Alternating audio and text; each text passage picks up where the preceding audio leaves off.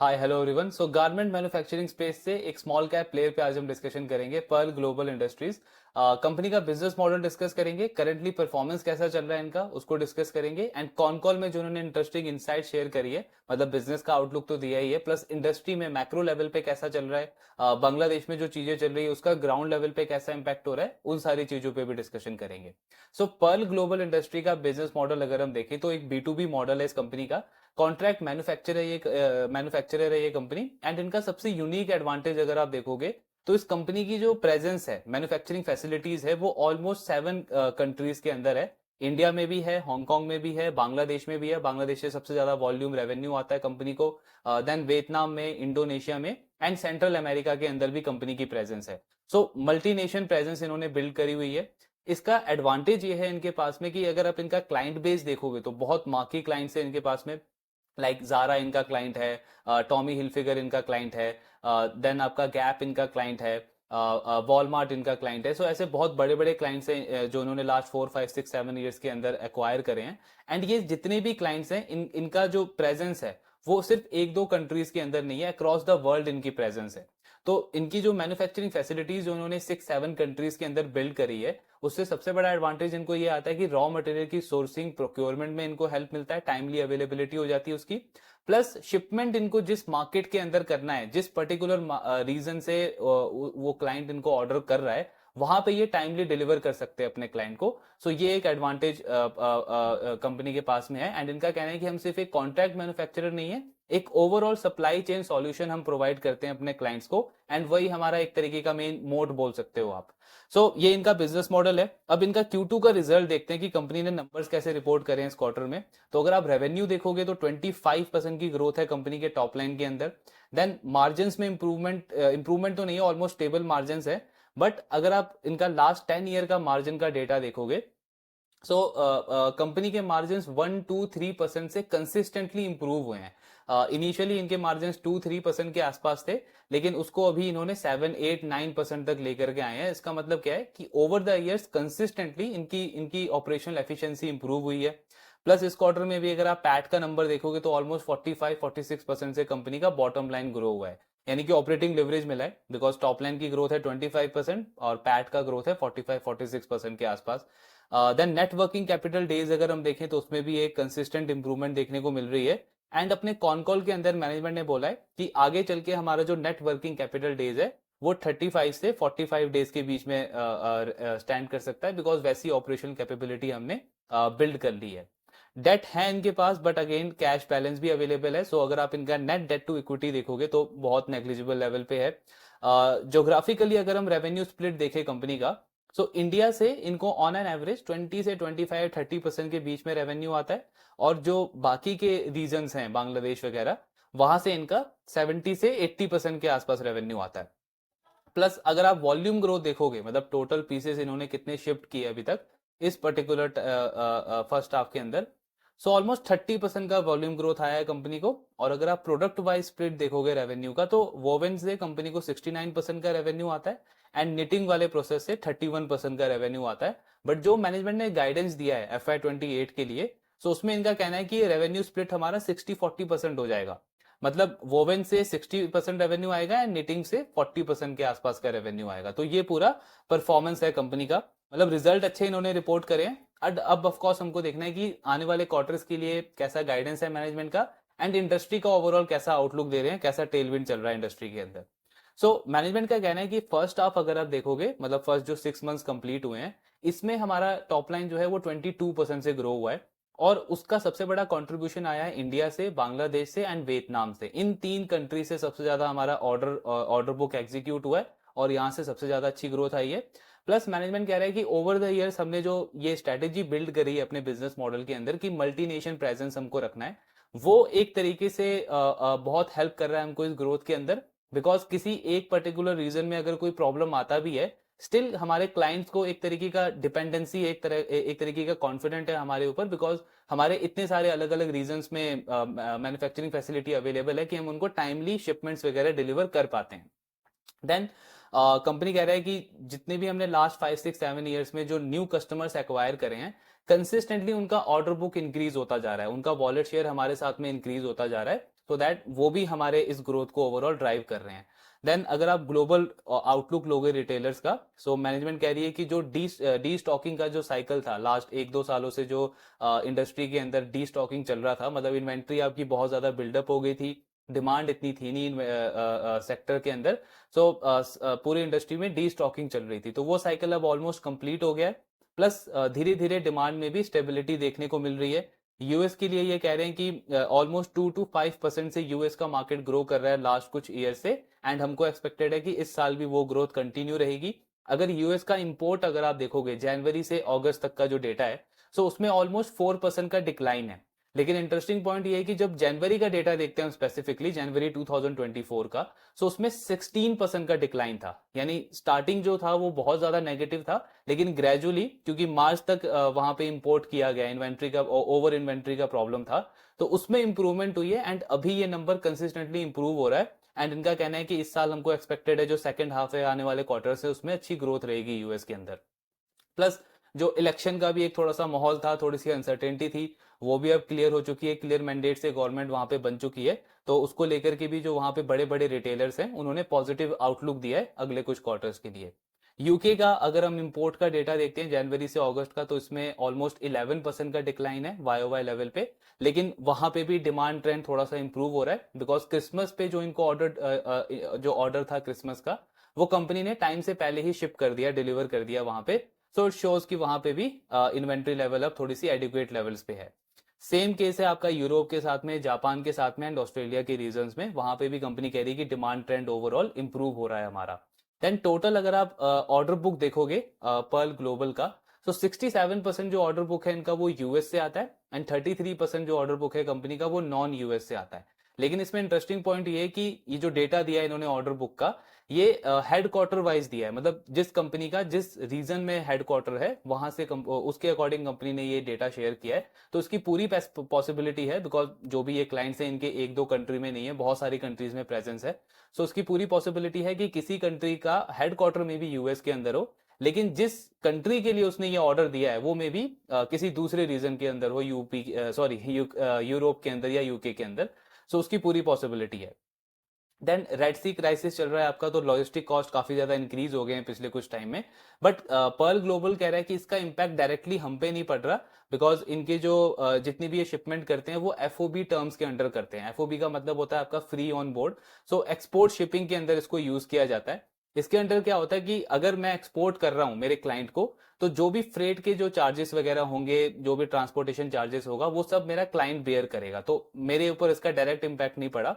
But of course क्योंकि ये red सी crisis चल रहा है, तो आपके जो कंटेनर हैं उनको वैसे ही बहुत डिले होता है, बिकॉज अफ्रीकन कॉन्टिनेंट से उनको रीरूट होके आना पड़ता है, तो उनके क्लाइंट्स अभी इनसे रिक्वेस्ट कर रहे हैं कि जो भी आप शिपमेंट कर रहे हो वो 1 वीक थोड़ा सा पहले हमको स्टार्ट कर दो, एग्जीक्यूट कर दो, सो उसको कंपनी अभी तक एडिक्वेटली मैनेज कर पा रही है।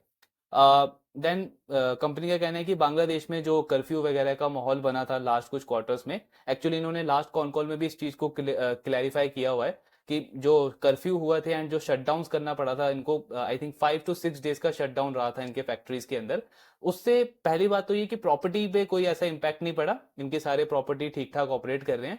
एंड देन वो जो शटडाउन करना पड़ा था इनको, वो मैक्सिमम 5 to 6 डेज का शटडाउन था। देन अगस्त से कंपनी ने नॉर्मल अपने ऑपरेशन स्टार्ट कर दिए थे, प्लस जो वर्कफोर्स का भी अटेंडेंस है वो भी नॉर्मलाइज हो गया था कंपनी का। सेम चीज मैनेजमेंट यहाँ पे भी कह रहा है कि वो जो कर्फ्यू वगैरह का था उससे हमारे बिजनेस पे कोई इंपैक्ट नहीं पड़ा है, 97% से ज्यादा अटेंडेंस है कंपनी की करंटली, एंड ओवरऑल इनका जो ग्रोथ है वो ठीक ठाक चल रहा है बांग्लादेश से। इनफैक्ट मैनेजमेंट कह रहा है कि अगस्त में हमने हमारी हिस्ट्री में अभी तक का सबसे सबसे हाईएस्ट वॉल्यूम एग्जीक्यूट किया है बांग्लादेश के रीजन से, एंड जैसे इन्होंने स्टार्टिंग में भी बताया कि मेन ग्रोथ जो आया वो इनको इंडिया, बांग्लादेश और वियतनाम से आया है। कंपनी कह रही है कि वहां पे इंडस्ट्री में कंसोलिडेशन बिल्कुल चल रहा है, जो टेक्सटाइल इंडस्ट्री है बांग्लादेश में उसमें कंसोलिडेशन चल रहा है, जो बड़े वेंडर्स हैं, प्लेयर्स हैं, उनको फोर्सफुली अपने ऑपरेशंस को या तो शट डाउन करना पड़ रहा है या कम करना बंद करना पड़ रहा है, बिकॉज फाइनेंशियल इरेगुलरिटी है, प्लस कुछ इन्वेस्टिगेशंस उनके ऊपर चल रहे हैं, सो ये सारे केसेस वहां पे अभी चल रहे हैं। देन कंपनी कह रही है कि अगर एज अ मार्केट अगर आप बात करोगे, बांग्लादेश के पास अभी भी बहुत सारे एडवांटेजेस हैं, मतलब लो कॉस्ट है वहां पे, जो स्किल वर्कफोर्स की अवेलेबिलिटी है वो काफी हाई रहती है, फिर आपका एफिशिएंसी वहां पे अच्छी है, प्रोडक्टिविटी वहां पे काफी अच्छी है, इसके अलावा जो कुछ मेजर मार्केट्स हैं उनके साथ में ट्रेड एग्रीमेंट है, फेवरेबल ट्रेड एग्रीमेंट है बांग्लादेश का, जैसे यूएस के साथ में है, ऑस्ट्रेलिया के साथ में है, कनाडा के साथ में है, आपका आपका यूरोप के साथ में है। सो ये सारी चीजें एक एक काफी स्ट्रॉन्ग एडवांटेज देता है बांग्लादेश को। मैनेजमेंट बेसिकली कह रही है कि इन सारी चीजों की वजह से मे बी जो ग्रोथ है इनके एक्सपोर्ट मार्केट की, टेक्सटाइल की, वो थोड़ी सी कम जरूर हो सकती है, लेकिन अभी ऐसा कुछ देखने को नहीं मिल रहा, क्योंकि कुछ बहुत बड़ा नेगेटिव चल रहा हो बांग्लादेश के लिए। देन इंडिया की बात करें तो उसमें तो बहुत अच्छी ग्रोथ रही है इनकी, ऑलमोस्ट 31% का वाई वाई लेवल पे ग्रोथ दिखाया है कंपनी ने। मार्जिन ऑल दो इंडिया में अभी कम है इनके, एंड मैनेजमेंट बोल रहा है कि इसमें अभी बहुत स्कोप है मार्जिन को इंप्रूव करने का, बिकॉज इन्होंने इस क्वार्टर में अपनी एग्जिस्टिंग फैसिलिटीज जो है इनकी गुड़गांव में, बैंगलोर में, चेन्नई में, वहां पे और कैपेसिटीज बिल्ड करी है। इसके साथ में जो टीयर 2 टीयर 3 मार्केट है आपका मुजफ्फरपुर, इंदौर एंड आपका उड़ीसा वगैरह, वहां पे भी इन्होंने नया एक्सपेंशन किया है टीयर 2 टीयर 3 मार्केट के अंदर। सो जैसे जैसे उनका यूटिलाइजेशन इंप्रूव होगा, ओवरऑल मार्जिन बढ़ने का चांस यहां से अभी और है। देन कंपनी कह रही है कि ओवरऑल 2025 के लिए हमको ये लगता है कि जो ग्रोथ है हमारा वो बिल्कुल ठीक ठाक रहेगा, जैसा गाइडेंस दिया है उसके अकॉर्डिंग हमारा ग्रोथ रहेगा ओवरऑल। कंपनी कह रही है कि H1 FY25 में तो हमारा ऑर्डर बुक अच्छे से ग्रो हुआ ही है, प्लस सेकंड हाफ के लिए भी ऑर्डर बुक बहुत स्ट्रांग है, एंड जो ऑपरेटिंग लिवरेज कंपनी को फर्स्ट हाफ में मिला है, मैनेजमेंट गाइड कर रहा है कि सेकंड हाफ में भी वो ऑपरेटिंग लिवरेज कंटिन्यू रहेगा, मतलब टॉप लाइन की ग्रोथ भी अच्छी रहेगी, एंड जो बॉटम लाइन का ग्रोथ है वो भी काफी अच्छा रहने का एक्सपेक्टेशन है अगले 2 क्वार्टर्स के अंदर भी। देन कंपनी का कहना है कि कैपेक्स जो ये प्लान कर रहे हैं ओवरऑल, सो 125 करोड़ का कैपेक्स कंपनी प्लान कर रही है, जिसमें से 63 करोड़ इन्होंने H1 में ऑलरेडी कर दिया है, बाकी का कंपनी H2 में करेगी। तो टोटल कैपेक्स का अगर आप स्प्लिट देखोगे 125 में से 70 से 80 करोड़ कंपनी स्पेंड करेगी बांग्लादेश के अंदर, then 35 to 40 crore company spend करेगी इंडिया के अंदर, और 20 से 25 करोड़ जो है वो कंपनी स्पेंड करेगी वियतनाम एंड इंडोनेशिया के अंदर, प्लस एडिशनल 20 से 25 करोड़ का कैपेक्स कंपनी और कर सकती है अगर इनको बांग्लादेश में कुछ एक्विजिशन वगैरह की अपॉर्चुनिटी दिखती है तो। देन मैनेजमेंट का कहना है कि यूएस में अगर आप लास्ट ईयर का इंपोर्ट देखोगे तो 78.8 बिलियन का इंपोर्ट था, 78.8 बिलियन डॉलर का इंपोर्ट था यूएस में लास्ट ईयर। इस साल हमारा एक्सपेक्टेशन है कि ये नंबर उसको क्रॉस कर देगा, एंड देन जो नेक्स्ट ईयर है उसमें उससे भी ज्यादा ग्रोथ आएगी। तो इसका मतलब क्या हुआ कि लास्ट कुछ मंथ्स या 6 मंथ्स में अगर आप देखोगे तो ऑल दो टेक्सटाइल या गारमेंट सेक्टर के जो स्टॉक्स उन्होंने अच्छा रनअप दिया है, लेकिन बिजनेस वाइज अगर हम देखें तो ये टेल विंड अभी आने वाले क्वार्टर्स में कंटिन्यू रहने का पूरा चांस है, बिकॉज मैनेजमेंट क्या कह रहा है कि इस क्वार्टर तो पिछले साल, इस फाइनेंशियल ईयर में तो पिछले साल का नंबर एक्सीड करेंगे, देन जो नेक्स्ट फाइनेंशियल ईयर है उसमें उसके ऊपर भी इंक्रीमेंटल ग्रोथ आएगा। तो एक अच्छा आउटलुक इन्होंने शेयर किया है, मतलब वहां पे जो इलेक्शन वगैरह का भी जो माहौल था वो भी अब पूरा हो चुका है, क्लियर मैंडेट से एक गवर्नमेंट बन चुकी है, एंड उससे एक बहुत पॉजिटिव सेंटीमेंट है, जो रिटेलर्स हैं बड़े बड़े इनके क्लाइंट्स वहां पे, उन्होंने एक अच्छा आउटलुक दिया है वहां की ग्रोथ के लिए। टॉप 5-6 जो कस्टमर्स हैं पर्ल ग्लोबल के, वो बहुत ज्यादा कंट्रीब्यूट करते हैं, ऑलमोस्ट 67 से 70% जो इनका रेवेन्यू है वो इनके टॉप 5 to 6 कस्टमर से आता है। बट मैनेजमेंट कह रही है कि हमारा कॉन्स्टेंटली कन्वर्सेशन उनके साथ चलता रहता है कि उनका नेक्स्ट 2-3 ईयर्स के अंदर कैसा ग्रोथ प्लान है, किस कैटेगरी में वो नया एक्सपेंशन करने को देख रहे हैं। तो ये सारा कन्वर्सेशन हमारा कॉन्स्टेंटली चलता है, इसीलिए हम बहुत कॉन्फिडेंट है नेक्स्ट 2-3 ईयर्स 4 ईयर्स के लिए ग्रोथ के लिए। देन कंपनी कह रही है कि कैटेगरी वाइज इनका किस तरीके से रहता है। सो बेसिकली क्योंकि 7 कंट्रीज में ये ऑपरेट करते हैं, तो प्रीमियम ब्रांड है या वैल्यू फैशन है या आपका डिस्काउंटर्स है, मास रिटेलर्स हैं, इन सारे डिफरेंट डिफरेंट कैटेगरीज के अंदर ये ऑपरेट करते हैं। सो कंपनी कह रही है कि अब इससे हमको हेल्प क्या मिलता है कि इकोनॉमिकली अगर कोई भी डाउन टर्न होता है उसको, उस रिस्क को हम अच्छे से मिटिगेट कर पाते हैं। जैसे एग्जाम्पल के लिए अगर आप देखोगे तो लास्ट ईयर तक इंडिया में रूरल में डिमांड बहुत स्लो थी। तो आपने देखा होगा कि जैसे वी मार्ट हो गया या आपका रिलैक्सो हो गया, ऐसी जो कंपनीज हैं जो मासेस को टारगेट करती हैं, उनका बहुत चैलेंजिंग पीरियड चल रहा था, ग्रोथ बिल्कुल भी नहीं था, नेगेटिव ग्रोथ था। सिमिलरली अभी की अगर हम बात करें तो ऐसा बोला जा रहा है कि जो अर्बन पॉपुलेशन है उसमें थोड़ी सी डिमांड में स्लोनेस देखने को मिल रही है, वीकनेस देखने को मिल रही है। तो मैनेजमेंट क्या कह रहा है कि क्योंकि हम डिफरेंट डिफरेंट कैटेगरी को केटर करते हैं, बिकॉज हम बी प्लेयर हैं, तो इससे हमको इकोनॉमी में कोई भी ऐसा डाउन टर्न होता है उसको हम अच्छे से मैनेज कर पाते हैं। मतलब ओवरऑल अगर इकोनॉमी में लेट्स से अगर जो जो मासेस वाली कैटेगरी है अगर वो अंडर परफॉर्म करती है, स्टिल हमारा जो रेवेन्यू है, हमारा जो ग्रोथ है वो उतना ज्यादा डिक्लाइन नहीं होगा, बिकॉज हमारे पास प्रीमियम कस्टमर्स भी हैं, हमारे पास जो डिस्काउंटर्स हैं उनको भी हम केटर करते हैं, वैल्यू जो है उनको भी केटर्स करते हैं। सो एक डाइवर्सिफिकेशन इन्होंने मेंटेन करा हुआ है। अब कंपनी जो प्रीमियम कैटेगरी के जो कस्टमर्स है उनको प्रोडक्ट बनाने के लिए बेसिकली ये वियतनाम और इंडोनेशिया वाले रीजन से मैन्युफैक्चरिंग करते हैं। कुछ पार्ट ये इंडिया और बांग्लादेश से भी करते हैं, लेकिन मेजरली इंडिया और बांग्लादेश में कंपनी वैल्यू और जो मास मार्केट को जो टारगेट किया जाता है उस कैटेगरी के प्रोडक्ट को मैन्युफैक्चर करती है। देन एवरेज रियलाइजेशन कंपनी का कहना है कि हमारा 600 रुपीज के आसपास हम टारगेट कर रहे हैं। तो एवरेज रियलाइजेशन में बेसिकली कंपनी का कहना है कि अगर आप इंडोनेशिया और वियतनाम की बात करोगे तो वहां पे जो ये रेंज है वो $20 से $25 तक चली जाती है, बिकॉज अगेन प्रीमियम कैटेगरी के वहां पे कंपनी मैन्युफैक्चरिंग करती है। बट इंडिया और बांग्लादेश की अगर हम बात करें तो ये रेंज काफी लो हो जाती है। ओवरऑल ब्लेंडेड लेवल पे $7 के आसपास का इनका एवरेज रियलाइजेशन रहता है।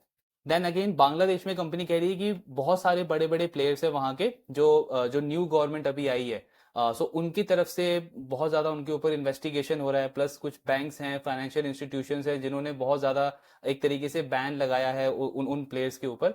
सो उसका एक रीजन ये हो सकता है कि जो न्यू गवर्नमेंट है उनका कुछ हो, उनके साथ में कुछ पॉलिटिकली मोटिवेटेड हो ये सारी चीजें, या फिर जो पुरानी गवर्नमेंट थी मे बी उनके साथ में इन कंपनीज का अच्छा रिलेशनशिप हो जो अब इनको गवर्नमेंट चेंज की वजह से ये पनिशमेंट देखने को मिल रहा है। बट इन सारी चीजों की वजह से ये जो बड़े बड़े प्लेयर्स हैं बांग्लादेश के अंदर, इनको अपने ऑपरेशंस क्लोज करने पड़ रहे हैं या फिर बहुत बहुत कम ऑपरेट कर पा रहे हैं ये। इसका एडवांटेज ऑफकोर्स जो बड़े प्लेयर्स हैं, सिर्फ पर्ल ग्लोबल ही नहीं, इनके जैसे जो और भी बड़े बड़े प्लेयर्स हैं जिनकी बैलेंस शीट अच्छी है उनके पास है, वो मार्केट शेयर कॉन्स्टेंटली गेन कर रहे हैं। कंपनी कह रही है कि यूएस ने ऑल दो बांग्लादेश के अंदर अपना एक्सपोजर और इंक्रीज किया है, मतलब यूएस के जो रिटेलर्स हैं उन्होंने अपना बांग्लादेश के अंदर एक्सपोजर और इंक्रीज किया है। यूरोप ने इसका अपोजिट किया है, उनका एक्सपोजर पहले जितना था उससे उन्होंने थोड़ा कम किया है। लेकिन ओवरऑल वही जो उन्होंने बोला कि बांग्लादेश बहुत ज्यादा मार्केट शेयर लूज नहीं कर रहा, बिकॉज यूरोप ने अगर एक्सपोजर कम किया है तो यूएस ने इंक्रीज कर दिया, सो वो मार्केट शेयर इनका वहां से कंपनसेट हो गया। सबसे ज्यादा जो एक्सपोजर है बांग्लादेश का बांग्लादेश के अंदर, वो इनका कहना है कि ऑस्ट्रेलियन क्लाइंट्स का है, ऑस्ट्रेलियन रिटेलर्स का है, बिकॉज उनके साथ उनका ट्रेड एग्रीमेंट भी है, सो वो भी उनको बेनिफिट करता है। तो इसलिए ऑस्ट्रेलिया ने काफी ज्यादा एक्सपोजर रखा हुआ है यूएस के अंदर, सॉरी बांग्लादेश के अंदर। बट अभी जिस तरीके की चीजें चल रही है वैसा इनका कहना है कि हमारे जितने भी क्लाइंट्स हैं उन्होंने थोड़ा थोड़ा डाइवर्सिफाई करना स्टार्ट कर दिया, मतलब जिनका बहुत ज्यादा एक्सपोजर है बांग्लादेश के अंदर अब वो इस डिस्कशन में है कि थोड़ा सा वो शिफ्ट करना चाहते हैं इंडिया की तरफ। एंड अगर आप पर्ल ग्लोबल को देखोगे तो यही इनका सबसे बड़ा एडवांटेज है, क्योंकि इनकी मैन्युफैक्चरिंग फैसिलिटी बांग्लादेश के अंदर भी है एंड इंडिया के अंदर भी है। सो कंपनी कह रही कि ये हमको एक कोर एडवांटेज देता है, हमारा क्लाइंट भी कॉन्फिडेंट है कि अगर बांग्लादेश में इश्यूज कल को बढ़ते हैं तो पर्ल ग्लोबल जो है वो उनको इंडिया से भी सप्लाई कर सकता है, वियतनाम से भी कर सकता है, इंडोनेशिया से भी कर सकता है। सो उसके लिए वो काफी रिलैक्स हैं, ऐसा कोई पैनिक वाला सिचुएशन नहीं है। लेकिन फिर भी बेटरमेंट के लिए थोड़ा सा वो डाइवर्सिफाई कर रहे हैं। एंड जैसे यूएस के जो कुछ कस्टमर्स हैं उन्होंने भी इनको बोला है कि आप इंडिया में कुछ और कैटेगरीज ऐड करो, जैसे इंडिया में अभी मेनली ये टॉप्स वगैरह ही बनाते हैं, तो उन्होंने बोला है कि और कैटेगरीज ये ऐड करें, जिसके लिए ये टीयर 2 टीयर 3 मार्केट में एक्सपैंड कर रहे हैं, कैपेसिटीज ऐड कर रहे हैं। सो वहां से थोड़ा सा डाइवर्सिफिकेशन चल रहा है। प्लस जो इनके ऑस्ट्रेलियन क्लाइंट्स हैं, जापानीज क्लाइंट हैं और यूरोपियन क्लाइंट्स हैं, हर एक क्लाइंट धीरे धीरे थोड़ा सा जो है वो डाइवर्सिफाई कर रहा है बांग्लादेश से अदर मार्केट्स की तरफ। तो इससे एक चीज हमको क्या समझ में आता है कि जितना भी ये प्रॉब्लम चल रहा है बांग्लादेश के अंदर, जितना एक्सपेक्टेड था उतनी तेजी से चीजें नहीं हो रही है, मतलब कंपनीज उतनी तेजी से शिफ्ट नहीं कर रही हैं, ऐसा कोई पैनिक नहीं चल रहा। बट यस, धीरे धीरे ग्रेजुअली जो है वो कंपनी एक अल्टरनेट ढूंढ रही है, बिकॉज ओवर डिपेंडेंसी कोई भी नहीं चाहता कि एक ही पर्टिकुलर कंट्री के ऊपर आपकी रहे, सो दैट वहां पे अगर कोई भी ऐसा डिसरप्शन होता है तो आपके बिजनेस पे बहुत बड़ा प्रॉब्लम आ सकता है। तो थोड़ा थोड़ा करके हर एक प्लेयर डाइवर्सिफाई कर रहा है, एंड वहां पे इंडिया के पास में यस एक अपॉर्चुनिटी तो है। उसी को देखते हुए पर्ल ग्लोबल भी धीरे धीरे मैन्युफैक्चरिंग कैपेबिलिटी जो है वो अपनी इंक्रीज करने को देख रहा है। अब अगर आप वर्कफोर्स की बात करोगे तो एक सबसे बड़ा चैलेंज क्या आता है, कॉस्ट का। सो कंपनी कह रही है कि इंडिया में जो टीयर 2 टीयर 3 सिटीज के अंदर जो मैन्युफैक्चरिंग कॉस्ट है वो एक्चुअली मैचेबल है, मैच कर सकते हैं उसको हम बांग्लादेश में ढाका के अंदर जो मैन्युफैक्चरिंग कॉस्ट है टेक्सटाइल गारमेंट की उसके साथ में। बिकॉज जो मेट्रो सिटीज में मतलब गुड़गांव बैंगलोर वगैरह में जो मैन्युफैक्चरिंग कॉस्ट है टेक्सटाइल गारमेंट की वो काफी ज्यादा है। सो इसीलिए कुछ जो प्लेयर्स हैं, कुछ जो हमारे क्लाइंट्स हैं, वो कंफर्टेबल नहीं है कि वो अभी इंडिया में एकदम से पूरा का पूरा शिफ्ट कर दें। सो अभी उनका व्यू जो है वो थोड़ा थोड़ा ग्रेजुअली शिफ्ट करना चाह रहे हैं, प्राइस सेंसिटिव कस्टमर्स हैं तो थोड़ा ग्रेजुअली वो शिफ्ट कर रहे हैं। प्लस दूसरा चैलेंज क्या है, कंपनी कह रही है कि जो वर्कफोर्स की क्वालिटी अगर आप देखोगे तो मेट्रो सिटीज में ऑल दो वर्कफोर्स की क्वालिटी अच्छी है, अब हम जो टीयर 2 टीयर 3 सिटी में जो एक्सपैंड कर रहे हैं बिहार में, उड़ीसा वगैरह में, सो एकदम से हम एक्सपेक्ट नहीं कर सकते कि वहां की वर्कफोर्स की क्वालिटी एकदम आपको कर्नाटका या let's say Tamil Nadu type of productivity deliver करना स्टार्ट कर दे, बिकॉज कर्नाटका में टेक्सटाइल गारमेंट इंडस्ट्री पिछले काफी सालों से है। सो इनको इम्प्रूव होने में टाइम लगेगा। इसके लिए कंपनी बहुत सारी इनिशिएटिव्स ले रही है। मतलब इनको जो मेजर चैलेंज आ रहा है वहां पे, एक तो चैलेंज आ रहा है इनडिसिप्लिन का, बिकॉज मेट्रो सिटीज में क्या है कि आपको ओवर टाइम मिलता है। तो कंपनी कह रही है कि ओवर टाइम एक तरीके से अच्छा भी है बट एक तरीके से बुरा भी है, बिकॉज अच्छा इस पॉइंट ऑफ व्यू से है कि जो एम्प्लॉय है, जो इनका इनका जो लेबर है, उनको एक एक्स्ट्रा अर्निंग का अपॉर्चुनिटी मिलता है।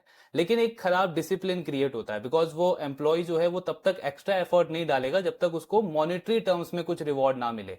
तो एक ग्रोथ वाला जो कल्चर है उसको ये डिस्करेज करता है। सो कंपनी कह रही है कि उस तरीके से अगर हम देखें तो ये जो ओवर टाइम का कल्चर है वो अच्छा नहीं है, इसको हम ठीक करना चाहते हैं इन टीयर 2 टीयर 3 मार्केट के अंदर।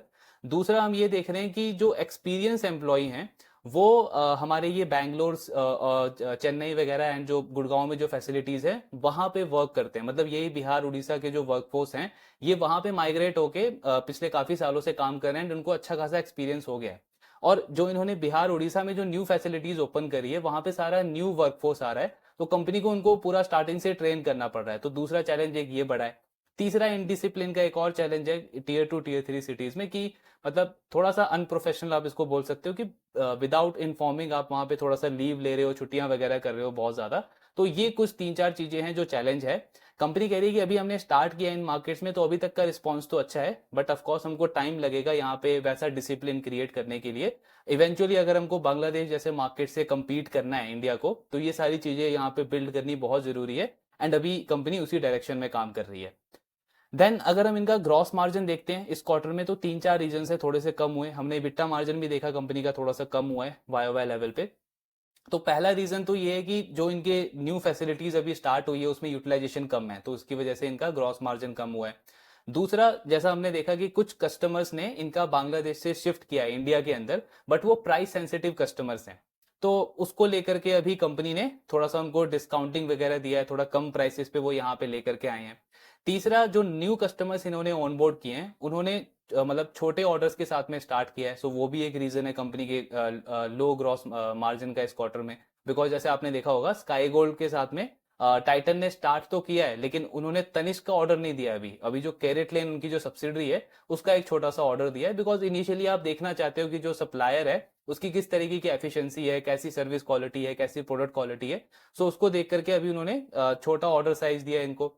एंड चौथा रीजन है कि इनके पास जो कुछ ऑर्डर्स थे वो इन्होंने टीयर 2 टीयर 3 मार्केट से मेट्रो सिटीज में भी शिफ्ट किए, तो क्योंकि आपका मेट्रो सिटीज में वैसे भी कॉस्ट ज्यादा होता है। तो ये 3-4 रीजन है जिसकी वजह से इनके मार्जिन थोड़े से कम हुए हैं इस क्वार्टर में। बट मैनेजमेंट क्या बोल रहा है कि जैसे आने वाले क्वार्टर्स में यूटिलाइजेशन इंक्रीज होगा और हमारा क्लाइंट बेस बढ़ता जा रहा है, एग्जिस्टिंग क्लाइंट से हमारा फ्रेश ऑर्डर आ रहा है, तो हमारा मार्जिन जो है वो आगे चल के इंप्रूव हो जाएगा। देन अगर आप सीजनैलिटी देखोगे इनके बिजनेस की, तो इंडिया में बेसिकली ये टॉप्स और ब्लाउजेस वगैरह बनाते हैं फैशन सेगमेंट के लिए। तो जो स्प्रिंग समर सीजन होता है उसमें इंडिया का बिजनेस, इंडिया वाला बिजनेस बहुत अच्छा करता है। लेकिन जो वेस्टर्न सीजन है, मतलब जहां पे आपका फॉल होता है, हॉलीडे सीजन होता है, वहां पे वेस्टर्न मार्केट में थोड़ा सा स्लो वीकनेस होती है, वहां पे डिमांड अच्छी नहीं होती है इंपोर्टर्स की। तो इसीलिए कंपनी क्या कर रही है कि ऑस्ट्रेलिया के अंदर और एक्सपैंड कर रही है, वहां पे फोकस कर रही है, बिकॉज वहां पे वेदर आपको ऑपोजिट होता है। लेकिन अगर आप साइज वाइज देखोगे तो यूएस का मार्केट और ऑस्ट्रेलिया का मार्केट में बहुत बड़ा डिफरेंस है। तो इसलिए कंपनी ने इंडिया में टीयर 2 टीयर 3 मार्केट के अंदर एक्सपैंड करना शुरू करा है, सो दैट ये अलग अलग कैटेगरीज में, मतलब टॉप्स के साथ में बॉटम वाली कैटेगरीज में भी एंटर करे, वहां पे भी न्यू कैटेगरीज ये बिल्ड करें। अगर आप इनका बॉटम वाला पार्ट देखोगे तो वो कंपनी अभी मेनली बांग्लादेश के अंदर मैन्युफैक्चर करती है, वहां से काफी अच्छा बिजनेस आता है। बाकी जो आपका आउटर वेयर होता है, जैकेट्स वगैरह, कोट्स वगैरह, विंटर वेयर जो होता है आपका कोर, वो कंपनी वियतनाम एंड इंडोनेशिया में मैन्युफैक्चर करती है, इसीलिए उसका जो सेलिंग प्राइस है वो भी काफी ज्यादा होता है।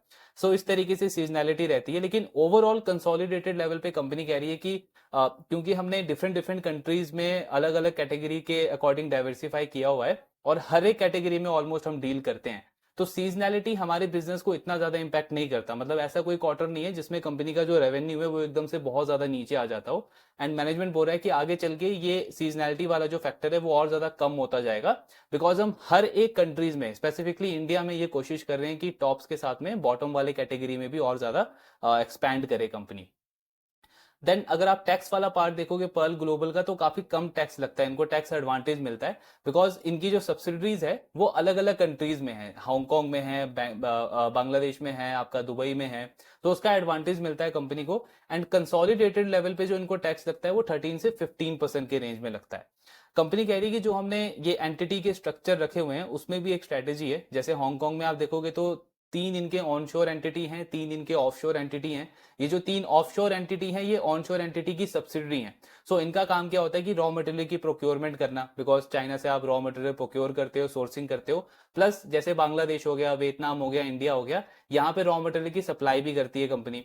फिर जो यूएस के इनके जो रिटेलर्स हैं या जो ग्लोबली इनके जो क्लाइंट्स हैं उनके लिए कहाँ से शिपमेंट अरेंज करनी है, ये सारी चीजें वो कंपनी मैनेज करती है। सो इनको एडवांटेज यहाँ पे ये मिलता है कि कंसोलिडेटेड लेवल पे जो इनके बैंकर्स हैं वो इनको हर एक इंडिविजुअल लेवल के लिए जो क्रेडिट लिमिट है, जो फाइनेंसिंग लिमिट है, वो इनको अलाउ करते हैं। एंड उसके साथ में आपको टैक्स एडवांटेज भी मिलता है, प्लस जो आपके कस्टमर्स हैं उनके लिए भी आप मतलब काफी एफिशिएंटली शिपमेंट वगैरह अरेंज कर सकते हो, बिकॉज वही हमने जो पॉइंट डिस्कस किया कि इन केस अगर किसी एक रीजन से आपको शिपमेंट में प्रॉब्लम आ रहा है, सो आप उसको मैनेज कर सकते हो अपनी दूसरी मैन्युफैक्चरिंग फैसिलिटी से। तो इस तरीके से इन्होंने अलग अलग कंट्रीज में अपनी मैन्युफैक्चरिंग फैसिलिटी सेटअप किया है, प्लस टैक्स एडवांटेज जो इनको मिलता है 13 से 15% का ब्रॉडली इनको टैक्स लगता है। तो जो पीबीटी है उसका बहुत बड़ा कंट्रीब्यूशन पैट के अंदर आता है, प्रॉफिट आफ्टर टैक्स के अंदर, तो उससे शेयर होल्डर की वैल्यू भी बढ़ती है, शेयर होल्डर का वेल्थ भी बढ़ता है। सो ये सारी स्ट्रेटेजी है कंपनी की। देन एक और अगर आप मैक्रो लेवल पे देखोगे, सो कंपनी कह रही है कि ऑर्डर बुक अगर हम देखें इस इंडस्ट्री में, तो ऑन एन एवरेज 3 से 4 मंथ्स का ऑर्डर बुक रहता है। कुछ क्लाइंट टू क्लाइंट वेरी करता है, जैसे जारा हो गया या और जो कुछ फास्ट फैशन रिटेलर्स हैं वो प्रेफर करते हैं कि 60 to 70 डेज में मैक्सिमम उनका ऑर्डर फुलफिल हो जाना चाहिए, बिकॉज ऑफ कोर्स उनको फास्ट इन्वेंट्री टर्न करना पड़ता है। बाकी कुछ ऐसे भी क्लाइंट्स हैं, जैसे जापान के कुछ क्लाइंट्स हैं जो 6 6 7 7 मंथ्स का ऑर्डर बुक का टाइमलाइन देते हैं, लेकिन ऑन एन एवरेज अगर हम ब्लेंडेड लेवल पे देखें तो 3 to 4 मंथ का इनका ऑर्डर बुक का टाइम रहता है।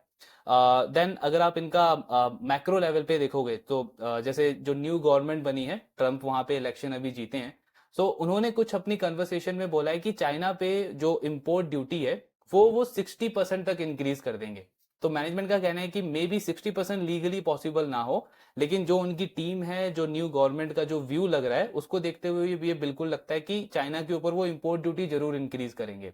तो इंपोर्ट ड्यूटी इंक्रीज करने से ऑफ कोर्स चाइना का बिजनेस जो ऑलरेडी थोड़ा सा इंपोर्ट को लेकर के थोड़ा सा उसमें प्रॉब्लम चल रहा है, उसमें और ज्यादा प्रॉब्लम बढ़ सकता है। प्लस जो चाइना दूसरी कंट्री के थ्रू अभी जो शिपिंग वगैरह करता है यूएस के अंदर, और जो स्मॉल शिपमेंट्स कर करके वो वहां पे अभी एक्सपोर्ट कर रहा है, जिसपे अभी टैरिफ चार्जेस कम लगते हैं, ड्यूटी चार्जेस कम लगते हैं। सो जो न्यू गवर्नमेंट है वो इन सारे पॉलिसीज को भी रिवाइज करने को देख रही है, एंड अगेन इससे भी उनके जो इम्पोर्ट ड्यूटी के चार्जेस हैं वो अगेन और ज्यादा इंक्रीज हो जाएंगे। देन एक और पॉइंट क्या है, जो चाइनीज इंपोर्टर्स हैं, मतलब वो बेसिकली क्या करते हैं कि फॉर एग्जांपल उन्होंने चाइना में मैन्युफैक्चरिंग तो कर ली, अब वो डायरेक्टली अगर एक्सपोर्ट करेंगे अपने क्लाइंट को तो इंपोर्ट ड्यूटी ज्यादा लगेगा, तो वो वहां पे क्या करते हैं कि चाइनीज कंपनी ही वो वहां पे वो ऑर्डर को इंपोर्ट करती है, लेकिन बहुत ही एमआरपी से बहुत ही स्टीप डिस्काउंटिंग पे, मतलब बहुत लो वैल्यू पे वो वहां पे ऑर्डर करते हैं। अब आपका एमआरपी बहुत कम रहेगा तो ऑफकोर्स जो ड्यूटी आपका लगेगा वो भी बहुत कम लगेगा, तो उनको वो वेयर हाउसेस वगैरह में स्टोर करके जो वहां के बड़े बड़े रिटेलर्स हैं वॉलमार्ट टाइप, उनको वो सेल करते हैं कम्पिटिटिव प्राइसेस पे, मतलब बेसिकली प्राइसेस को मैनिपुलेट करती है कंपनी। लेकिन जैसे ये जो न्यू गवर्नमेंट आएगी एंड अगर ये ड्यूटी इतना बढ़ा देंगे, मे बी 60% नहीं बट अगर 20-30% इंक्रीज कर देते हैं, सो इन सारी एक्टिविटी पे के ऊपर भी एक तरीके से काफी ज्यादा रोक लग जाएगी। तो इससे होगा क्या कि चाइना से जो बिजनेस है वो ऑटोमेटिकली फ्लो होगा आपका अदर कंट्रीज में, इंडिया में, बांग्लादेश में, वियतनाम में, उन सबको एक बड़ी अपॉर्चुनिटी आएगी इन सारी चीजों से। अभी ऑलरेडी अगर आप देखोगे तो चाइना से जो एक्सपोर्ट जाता है यूएस के अंदर, उसका जो इंपोर्ट ड्यूटी वगैरह का जो कॉस्ट है वो 10% ज्यादा है कंपेयर टू अदर कंट्रीज, तो ये बाकी कंट्रीज के लिए बेनिफिशियल होगा अगर ये चीजें एग्जीक्यूट होती है तो। देन लास्टली अगर आप फ्री ट्रेड एग्रीमेंट का देखोगे तो कंपनी कह रही है कि इंडिया जापान का जो फ्री ट्रेड एग्रीमेंट है वो पिछले काफी टाइम से है, इसका एडवांटेज है, लेकिन जो जापानीज क्लाइंट्स हैं वो काफी प्रोसेस ओरिएंटेड है। सो कंपनी कह रही है कि जैसे हमारे कुछ जापानीज क्लाइंट हैं उनका प्रोसेस के ऊपर बहुत ज्यादा फोकस होता है। प्लस एक और फैक्टर होता है कि जो ये जो जापानीज हैं ये अपने कम्युनिटी पे बहुत ज्यादा ट्रस्ट करते हैं, एंड जो इनके कम्युनिटी के बाहर के होते हैं उन पे ट्रस्ट बिल्ड करने में बहुत ज्यादा टाइम लगता है। मतलब आपको बहुत ज्यादा एफर्ट डालना पड़ता है इनके सर्विस के ऊपर, इनकी इनकी इनकी क्वालिटी के ऊपर, एंड ग्रेजुअली वो आपका ट्रस्ट, आपका रिलेशनशिप बिल्डअप होता है। सो एक तो ये बड़ा चैलेंज है। दूसरा बड़ा चैलेंज है प्रोडक्ट की क्वालिटी को लेकर के। सो कंपनी कह रही है कि जैसे हमारे यूएस के जो रिटेल कस्टमर्स हैं वो स्टैटिस्टिकल मेथड फॉलो करते हैं प्रोडक्ट की क्वालिटी चेक का, जैसे AQL मेथड वो फॉलो करते हैं, एक्सेप्टेंस क्वालिटी लेवल। मतलब एक अगर आप टोटल शिपमेंट भेज रहे हो उसमें एक सर्टेन लेवल तक जो डिफेक्टेड पीस है वो अलाउ करते हैं यूएस कस्टमर्स, लेकिन जो जापानीज कस्टमर्स हैं वो जीरो डिफेक्ट पॉलिसी पे काम करते हैं। सो जैसे एक इनका क्लाइंट है मूजी जापान का, तो उसमें वो जीरो डिफेक्ट पॉलिसी पे काम करते हैं। मतलब अगर आप 1 मिलियन गारमेंट उनको मैन्युफैक्चर कर रहे हो तो सिर्फ 180 डिफेक्ट उसमें वो अलाउ करते हैं। तो क्वालिटी वाइज बहुत स्ट्रिक्टनेस होती है उनकी। कंपनी का कहना है कि इंडिया से बहुत सारे एक्सपोर्टर जो हैं वो बिल्कुल फेल हो जाते हैं जापानीज एक्सपोर्टर्स की डिमांड को केटर करने के लिए। समहाउ जो पर्ल ग्लोबल है वो लास्ट 5 ईयर से इस कंपनी को सर्विस कर रहा है, एंड इनफैक्ट इनके टोटल रेवेन्यू में 7 to 8% जो रेवेन्यू है वो इस कंपनी का आता है। तो एक तरीके से हमको ये भी शो करता है कि इनका जो क्वालिटी लेवल है वो काफी अच्छे से इन्होंने मेंटेन करके रखा है। सो ये पूरा कॉनकॉल एनालिसिस है पर्ल ग्लोबल का। मतलब रिजल्ट वगैरह तो अच्छे शो कर रही है कंपनी ने।